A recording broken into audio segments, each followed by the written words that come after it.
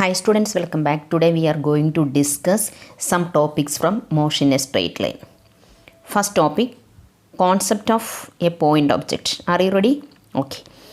If the position of an object changes by distance much greater than its own size in a reasonable duration of time, then the object may be regarded as point object. Okay, if the position of an object changes by distance much greater than its own size, that means distance traveled is very much greater than its own size. That type of object is known as point object. Okay, Earth can be regarded as a point object for studying its motion around the sun. Earth is a point object because distance traveled means its motion around the sun is very greater than its size. So Earth is regarded as a point object. A train under a journey of several hundred kilometers can be regarded as a point object because the distance traveled by the train is very larger than the size of the train. Okay, so point object means if the position of an object changes by distance much greater than its own size in a reasonable duration of time, then the object may be regarded as a point object. ഒരു ഒബ്ജക്റ്റിൻ്റെ സൈസിനെ അതിൻ്റെ distance ട്രാവൽഡുമായിട്ട് compare ചെയ്യുമ്പോൾ size ഭയങ്കര ചെറുതാണെങ്കിൽ small ആണെങ്കിൽ that object is said to be point object. Okay, then motion in 1, 2 and 3 dimensions. The motion of an object is said to be one dimension if only one of the three coordinates specifying the position of the object changes with the time. Here the object moves along the straight line. This motion is also called rectilinear or linear motion. The motion of an object is said to be one dimension if only one of the three coordinates specifying the position of the object changes with the time.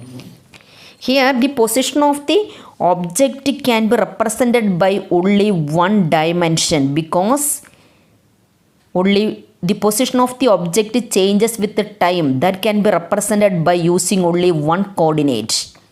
Okay, look here. In this case, the x coordinate changes from first the position of the object is at p1, then after a time t2, the object reaches the point p2. So here, the position of the object can be represented by using only the one coordinate, that is x coordinate. So that is known as one dimension motion. അപ്പോൾ ഒരു ഒബ്ജക്റ്റിൻ്റെ position change ആകുന്നത് നമുക്ക് ഒരു coordinate വെച്ച് represent ചെയ്യാൻ പറ്റുമെങ്കിൽ ആ മോഷനാണ് നമ്മൾ വൺ ഡയമെൻഷൻ മോഷൻ എന്ന് പറയുന്നത്. That is a straight line motion. So it is also known as the rectilinear or linear motion. Okay, then examples of one dimension motion means motion of a train along a straight track, the motion of a freely falling body. Next two dimensional motion. The motion of an object is said to be two-dimensional if only two of the three coordinates specifying its position changes with the time. Here we are using two coordinates for representing the position changes with the time. Okay, two coordinate system is needed for representing the position changes with the time. So that type of motion is known as two-dimensional motion. Okay, example, motion of planets around the sun, a car moving along a zigzag path on a level road. കണ്ട ഇവിടെ ഒബ്ജക്റ്റിൻ്റെ position change in position represent ചെയ്യാൻ വേണ്ടി നമ്മൾ two coordinate ആണ് use ചെയ്യുന്നത്. So that type of motion is known as two dimensional motion. Next, three dimensional motion. The motion of an object is said to be three dimension if all the three coordinates specifying the position changes with the time. All the three coordinates are needed to specify its position changes with the time. Here an object moves in space. Remember, here an object moves in space. Example of three-dimensional motion means a kite flying on a windy day. Motion of an aeroplane in space movement. that is all three-dimensional movement. Okay. Then next, distance and displacement. Distance or path length, it is the length of the actual path covered by a body between its initial and final position, that is known as distance or path length. The length of the actual path traversed by a body between its initial and final positions, that is known as distance or path length. Distance covered, here distance covered is equal to AC plus CB. When an object starts from this point, it reaches C and then again it reaches B. Then distance covered is equal to AC plus CB. Okay. The next one,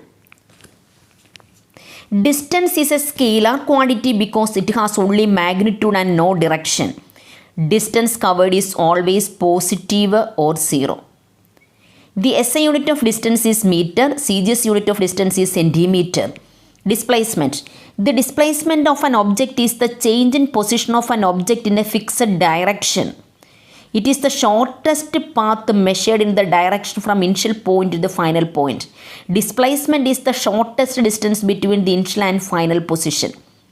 Okay, as the displacement has both magnitude and direction, so it is a vector quantity. Displacement is a vector quantity. Displacement, it can be represented by using the vector. This is the vector notation. Vector AB vector. Okay, displacement may be positive, negative or 0. Displacement may be positive, negative or 0. The SI unit of displacement is meter.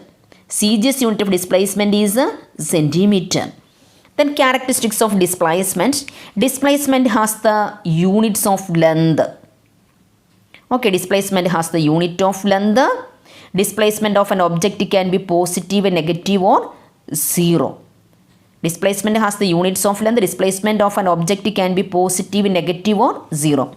When an object moves towards right in time t1 to t2, its displacement is positive. Okay. When an object moves to the left in time t1 to when an object remains stationary or its move first towards right and then equal distance towards left, then its displacement is 0. Okay. Third point, the displacement is not dependent on the choice of the origin of the position coordinate. Displacement is not dependent on the choice of the origin of the position coordinates. Okay. Example, in the figure 3.8, the shift of the origin from O to O dash on the line L produces equal change in the position coordinate at time t1 and t2. So that difference in the new position coordinates will still remains the same, hence the displacement AB remains unaffected. Here the displacement means x2 minus x1. In this case also displacement means x2 minus x1.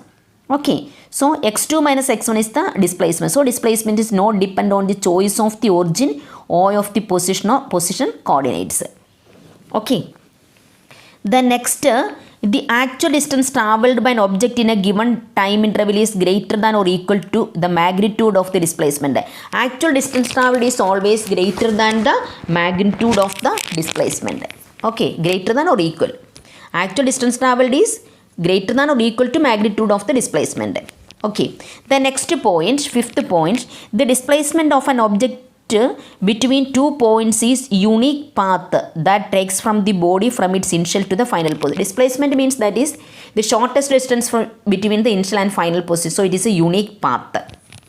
The displacement of an object between two positions does not give any information regarding the shape of the actual path followed by the object between these two positions, because we are taking only the difference between initial and final position. So it does not give the actual path covered by the object. Then next, seventh point, the magnitude of the displacement of the displacement of an object between two positions gives the shortest distance between these positions, that we already know.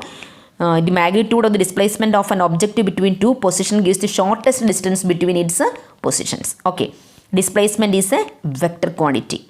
Okay, displacement is a vector quantity. Next, speed. The rate of change of position of an object with the time in any direction is called its speed. Speed means distance traveled divided by time taken. Speed has only magnitude and no direction, so it is a scalar quantity. Speed means distance traveled divided by time. Rate of change of position of an object with the time. Okay, speed has only magnitude and no direction, so it is a scalar quantity. Okay, SI unit meter per second, CGS unit centimeter per second. Then next, uniform speed. Uniform speed means an object is said to be moving with uniform speed if it covers equal distance in equal intervals of time. However small these intervals may be. Intervals എത്ര small ആണെങ്കിലും an object travels equal distance in equal intervals of time, that is known as uniform speed. An object is said to be moving with uniform speed if it covers equal distance in equal intervals of time. Next, variable speed. An object is said to be moving with variable speed if it covers unequal distance in equal intervals of time. Okay. Then next, average speed. For an object moving with variable speed, the average speed is the total distance travelled by the object divided by total time taken. Average speed means total distance travelled divided by total time taken. Okay. Then instantaneous speed. Instantaneous speed means the speed of an object at any particular instant of time or at a particular point of its path is called instantaneous speed of the object. At a particular time, at a particular instant of time. That time, if we are taking the speed of an object, that speed is known as instantaneous speed. A particular point, a particular time speed. That is known as instantaneous speed. Okay. Suppose an object covers distance delta x in a small time interval delta t around the instant t, then its average speed means delta x by delta t. Average speed means that is total distance travelled divided by total time taken. Here the object covered the distance delta x in a time interval delta t, so the average speed means delta x by delta t. The limiting value of this average speed when the time interval delta t approaches 0 gives the instantaneous speed at that instant t. Instantaneous speed is equal to V is equal to limit delta t tends to 0 delta x by delta t is equal to dx by dt. കണ്ടോ, delta t tends to 0 എന്ന് പറഞ്ഞാൽ വളരെ small time interval ആയിരിക്കും. delta t tends to 0 but not 0. Okay, ഇപ്പം നമ്മൾ 2 മിനിറ്റ്സിൽ കണ്ടു, പിന്നെ നമ്മൾ അതിന് അടുത്തത് 2.01 മിനിറ്റ്സിൽ ആ ടൈം ഇൻ്റർവൽ കാണും. അതിന് വളരെ ഷോർട്ട് ടൈമിൽ തന്നെ നമ്മൾ സ്പീഡ് മെഷർ ചെയ്യുക. Delta T is very very small value. Delta T change in time, that is very very small value. Means it approaches to 0 but not 0. Then we have to find the instantaneous speed. The instantaneous speed is speed V is equal to limit delta t tends to 0 delta x by delta t is equal to dx by dt. dx by dt is the first order derivatives of distance x with respect to time t. Okay, dx by dt is the derivative of the distance x with respect to time t. The speedometer is an automobile indicating its instantaneous speed at any time. In an automobile, speedometer is used to indicate its instantaneous speed at any instant. Okay, അപ്പോൾ നമുക്കൊരു particular ഇൻസ്റ്റൻറ്റിലെ time കാണണമെങ്കിൽ ഒരു particular